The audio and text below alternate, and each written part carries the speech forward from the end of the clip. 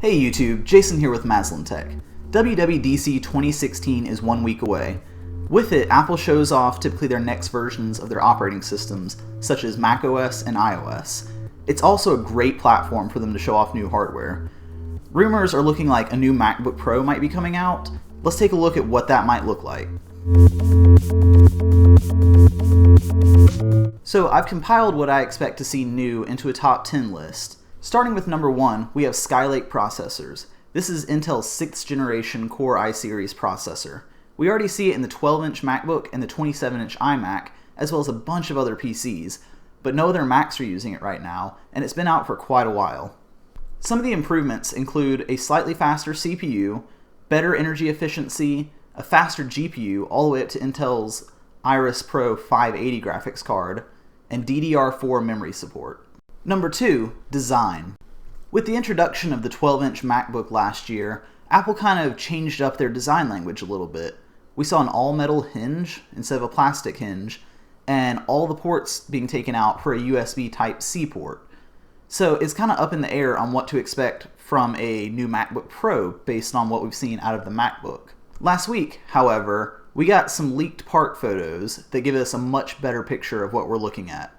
A top case picture leaked showing that it's not much thinner than the current version, but possibly slightly thinner if you compare the headphone jack on it versus the current headphone jack in this year's model. As far as ports go, we kind of see a mixture of what they did with the 12-inch MacBook and the current one. It moved over to USB Type-C, but it looks like we're going to get 4 of these ports. Whether or not these are going to be USB-C or all Thunderbolt 3 ports, we don't know. It may be a mixture of the both. You might see an update to the keyboard as well. It may use the butterfly keys like on the 12-inch MacBook, or we may see a hybrid of the current keyboard and the 12-inch MacBooks, kind of like Apple's Magic Keyboard. Number 3, the ports themselves. Whether or not these ports will be USB-C or Thunderbolt 3, we don't know yet. I would expect at least 2 of the ports to be Thunderbolt 3, considering the current gen MacBook Pros have 2 Thunderbolt 2 ports. It is possible that every port would be USB 3, however. Thunderbolt 3 gives a much higher bandwidth, up to 40 gigabits per second, versus the 20 on Thunderbolt 2. Unlike the iPhone rumors, it looks like the headphone jack is here to stay. What's not here to stay, however, are all the other ports. The 2 USB Type-A connectors are gone. The 2 Thunderbolt 2 connectors are gone. And a lot of people are going to hate this, but it looks like MagSafe is gone. Mark it down, 2016, the year MagSafe died. The current MacBook Pros use an 85-watt charger, and USB-C is capable of up to 100 watts, so it's well within range. Number 4 is the fun one. It's an OLED bar that replaces the function keys on the MacBook Pro. It's a little strip right where the function keys on the current MacBook Pro would be. On this screen, you'd see the functions for the application that you're in. It would be context sensitive versus just hard keys that you see currently. The logic behind this could be like it was when Apple introduced the iPhone. When you have hard buttons there, they can only serve one purpose, but when you have a screen, it can adapt as needed.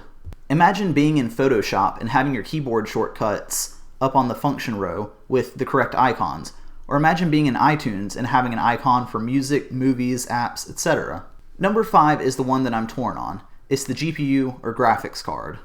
Prior to the part leak, we thought there was a good chance it could go too thin to support a dedicated GPU in the newer MacBook Pros. Intel's most recent Iris Pro graphics, the 580, is definitely a capable graphics card to go in the 15-inch MacBook Pro, and in a lot of cases would beat out the current dedicated graphics card in there, but it's still an integrated card. Thankfully, the leaks have indicated that the computer has not gotten too much thinner, meaning there still should be some room for a dedicated card in there. The new MacBook Pro would be a great candidate for AMD's new Polaris architecture. Their performance per watt, which is a metric that Apple really cares about, is fantastic. We don't have any of these new cards on the market yet, but based on what AMD is saying, it should be a very good card and a very worthy successor to what goes into the new MacBook Pro. If Apple decides to stick with just an integrated graphics option and no dedicated option, we might see external graphics over USB Type-C Thunderbolt 3, but we'll talk about that later. Number 6 is the screen. The screen on the current MacBook Pros, the Retina display, is one of their best selling points. That being said, a lot of improvements have been made over the last 4 years on their other product lines that we might see thrown into the new MacBook Pro. To look at what improvements we might see, let's look at the other products in Apple's lineup. When it was announced, the 12-inch MacBook was said to use a new screen technology that was 30% more energy efficient than anything Apple had used before. We could definitely expect to see this technology in the newer MacBook Pro. The panel overall is also thinner as well, which we might see that going into the MacBook Pro to make an overall thinner design. Like on the 9.7-inch iPad Pro and the 27-inch iMac, we may also see a DCI P3 screen. That has a higher color range than current screens and is a cinema standard, meaning you're going to get fantastic colors. Another wildcard prediction could be a True Tone display, like in the new iPad Pro. This screen would adjust color temperature based on the environment you're in. It would use sensors to adjust the white level as needed. On top of all the new technology in the screens, we may see an adjustment in the screen size. Traditionally, Apple has used odd-numbered screen sizes, 11-inch, 13-inch, 15-inch. With the new 12-inch MacBook, we may see them adjust it up to a 14 and a 16-inch MacBook Pro. If that's true, I would expect the 14-inch to use the resolution of the current 15-inch model at 2880 by 1800. If the 15-inch went to a new 16-inch design, I would expect the resolution to increase. I would expect it to be 3360 by 2100. I get those numbers based on the fact that the old high-res displays in the MacBook Pros before Retina had a high-res option, and this would be double the pixels in each direction. Number 7, colors. Colors have been a big rumor on the MacBook Pros for a while. We see them in the 12-inch MacBook and on Apple's iOS lineup. They're not afraid to give Pro devices colors on the iPads, so why not on the MacBook Pro? I know I would love a space gray MacBook Pro myself. And while we're talking about iOS devices, let's talk about features from iOS that might make it over to the Mac. Number 8 is iOS features. Siri support is said to be coming in the next version of the Mac OS. It looks like it'll be a software feature that may live in your dock or in your menu bar. What better way to show it off, however, than in new hardware? I would expect Apple to put in dedicated hardware for Siri to always be listening. That way you wouldn't have to take your hands off the keyboard to use Hey Siri, and you could get some serious multitasking done. Another rumor is Touch ID. For a long time, people thought Apple would put this in the trackpad. However, that new OLED bar might be a perfect spot for it. That way you wouldn't have to remember all your passwords for websites or making purchases in Apple's iTunes and App Stores. Number 9 is external GPU support. Like I was saying with the graphics cards, if Apple decides to stick with an integrated card, I would really expect to see them support external graphics over Thunderbolt 3.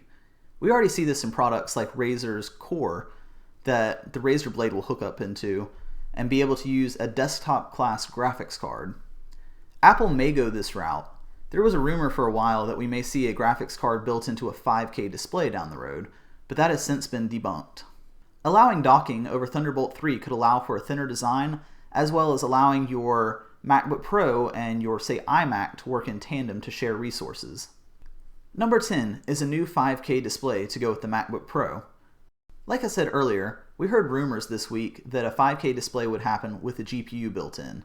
It doesn't look like that GPU is going to be built in anymore, but there is still a chance that we might see a 5K display. Thunderbolt 3 would be the perfect thing to drive this. It'll probably use the new housing of the iMacs with a thinner design than the current fat Thunderbolt display. So with these new MacBook Pros, where does that leave the rest of the lineup, and what would it look like? If I had to guess, the existing 13 and 15-inch MacBook Pros would be replaced by the newer models and be discontinued. The 2012 13-inch MacBook Pro would also be discontinued. I could see the 13-inch MacBook Air replacing the 2012 MacBook Pro as the budget model. And I could see the 12-inch Retina MacBook replacing both versions of the Air as the sole thin and light computer. We may even see a 14-inch version of the MacBook, but that may not be at WWDC. One thing's for sure, they're betting big with USB Type-C. They're pegging it as the connection of the future, and we're seeing other brands do that as well. I think we're going to see it on the full Mac lineup by mid-next year, I'd say. So those are my predictions for the new MacBook Pro. Let me know in the comments what you think. And as always, thank you for watching. Like and subscribe if you enjoyed this, and I'll see you in the next one.